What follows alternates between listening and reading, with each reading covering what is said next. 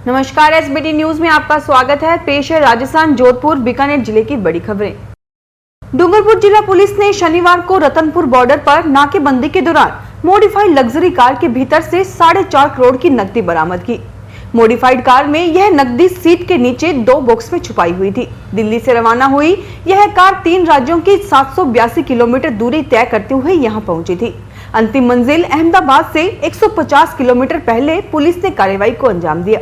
मामले में पुलिस ने गुजरात के पाटन जिला निवासी रणजीत सिंह राजपूत तथा ऊंझा निवासी नितिन पटेल को गिरफ्तार किया। इनसे पूछताछ जारी है। दूसरी ओर बरामद नकदी की सूचना जिला पुलिस अधीक्षक सुधीर जोशी की ओर से इनकम टैक्स विभाग को दी गई।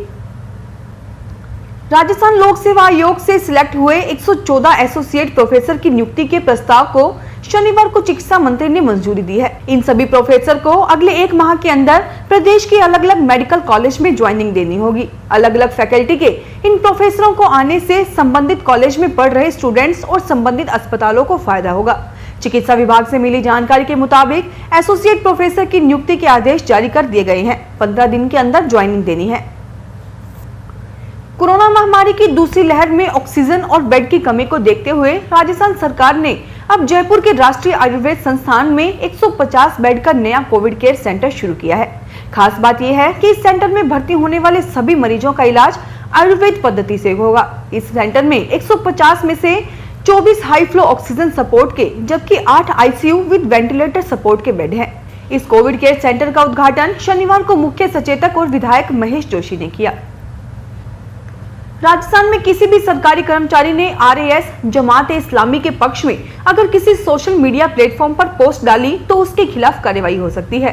राजस्थान सरकार ने विधानसभा के सवाल के जवाब में साफ लिखा है कि सरकारी कर्मचारी आरएएस जमात इस्लामी आनंद मार्ग जैसे संगठनों की न तो मेंबरशिप ले सकता है और न ही इनके कार्यक्रमों में भाग ले सकता है। ऐसा करने पर संबंधित कर्मचारी के खिलाफ कार्रवाई होगी। हाल ही में एक विधायक द्वारा पूछे गए सवालों के जवाब में सरकार ने यह जानकारी दी है। जयपुर में लॉकडाउन का असर दिख रहा है। अब कोरोना संक्रमण केस कम होने लगे हैं। संक्रमित मरीजों की तुलना में रिकवर मरीज दुगने होने लगे हैं। पिछले करीब 36 दिनों के बाद पॉजिटिव केस 1300 से कम आए हैं। इस बीच शनिवार को वीकेंड कर्फ्यू पर शहर में बाजार पूरी तरह से बंद रहे। इससे लोगों की सड़कों पर आवाजाही काफी कम रही और सड़कों पर सन्नाटा पसरा रहा। शहर में पुलिस की नाकाबंदी जारी है। एक तरफ यातायात पुलिस सड़कों पर बेवजह वाहन दौड़ाने वाले वाहन चालकों पर कार्रवाई कर रही है। डूंगरपुर जिले में पिछले 10 दिनों में 512 बच्चे कोविड से संक्रमित पाए गए हैं। मामले की सूचना मिलने पर इस खबर को राजस्थान राज्य बाल अधिकार संरक्षण आयोग द्वारा गंभीरता से लिया गया है। आयोग अध्यक्ष संगीता बेनीवाल ने बताया कि विशेषज्ञ एवं चिकित्सकों द्वारा कोरोना महामारी की तीसरी लहर की संभावना व्यक्त की जा रही है, जिसका प्रभाव मुख्यतः बच्चों पर होने की आशंका है। डूंगरपुर जिले में केवल 10 दिनों में 512 बच्चों में कोरोना संक्रमण पाया जाना चिंताजनक है। लॉकडाउन के तहत वीकेंड कर्फ्यू के पहले दिन शनिवार को जोधपुर में पुलिस ने सख्ती दिखाई। पुलिस की सख्ती और शनिवार का सार्वजनिक अवकाश होने के कारण सड़कों पर ट्रैफिक कम नजर आया। वहीं अब गर्मी का असर भी नजर आने लग गया है। इस वजह से सड़कें सूनी दिखाई दी। वहीं सड़कों पर बेवजह बाहर निकलने वाले लोगों पर पुलिस ने सख्ती दिखाई और उनके चालान काटे। बीकानेर में कोरोना रोगियों की संख्या में आ रही कमी ने पीबीएम अस्पताल सहित शहर के 5 प्राइवेट अस्पतालों को भी राहत की सांस दी है। पिछले कुछ दिनों में बीकानेर जिले में ऑक्सीजन की खपत कम हुई है तो अस्पताल में भर्ती होने वाले रोगियों की संख्या में भी कुछ कमी आई है। ऐसे में चिकित्सकों का मानना है कि बीकानेर में कोरोना का पीक आकर निकल चुका है और अब धीरे धीरे हालात सामान्य होने की ओर है। हालांकि अब पोस्ट कोविड में ब्लैक फंगस म्यूकोरमाइकोसिस होने से हालात बिगड़ने का भय है। जोधपुर शहर में बढ़ते कोरोना संक्रमण की चेन तोड़ने के लिए राज्य सरकार की ओर से घोषित महामारी रेड अलर्ट जन अनुशासन पखवाड़ा की गाइडलाइन की पालना नहीं करने वालों के खिलाफ ज्वाइंट एनफोर्समेंट टीम उत्तर ने कार्रवाई करते हुए 2 और प्रतिष्ठानों को सीज किया है।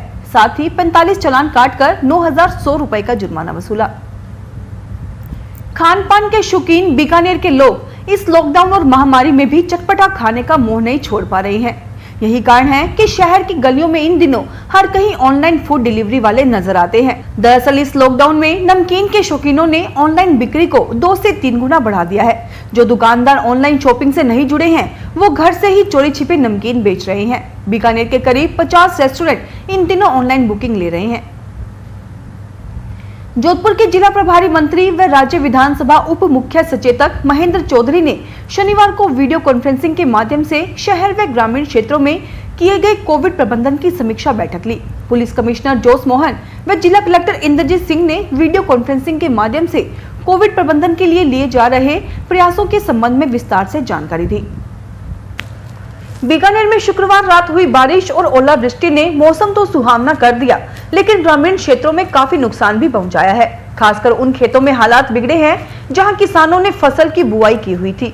लूणकरणसर, खाजूवाला, पुगल और छतरगढ़ के ग्रामीण इलाकों में फसल को नुकसान होने से किसानों के चेहरे उतर गए हैं।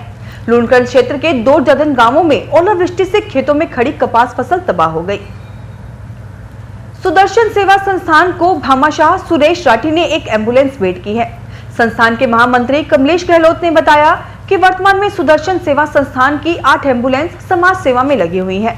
इस दौरान राज्यसभा सांसद राजेंद्र गहलोत, दक्षिण महापौर वनीता सेठ, उप महापौर किशन लड्डा उपस्थित थे। कोरोना महामारी के दौर में मिशन मदद के तहत काम कर रहे बीकानेर के टेक्नीशियन मित्रों ने अब बुजुर्गों की तरफ अपना हाथ बढ़ाते हुए उनकी कोविड जांच घर पर ही करवाने का निर्णय किया है। इस टीम ने कुछ टेक्नीशियनों व चिकित्सा विभाग की सहायता से RT-PCR जांच का सिलसिला शुरू किया है। टीम के सदस्य प्रद्युमन सिंह ने बताया कि स्वस्थ विद भी अगर जांच करवाने के लिए आते हैं तो बीमार हो जाते हैं।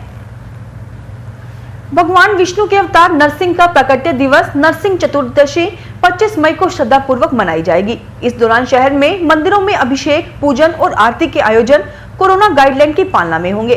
नरसिंह चतुर्दशी को लेकर शहर में जालोरी बारी स्थित नरसिंह दड़ा मंदिर, बनावतों का बास स्थित श्री नरसिंह जी मंदिर आदि मंदिरों में रंग रोगन के साथ विभिन्न तैयारियों को शुरू कर दिया गया है। फिलहाल इस बुलेटिन में इतना ही, फिर हाजिर होंगे और बड़ी खबरों के साथ।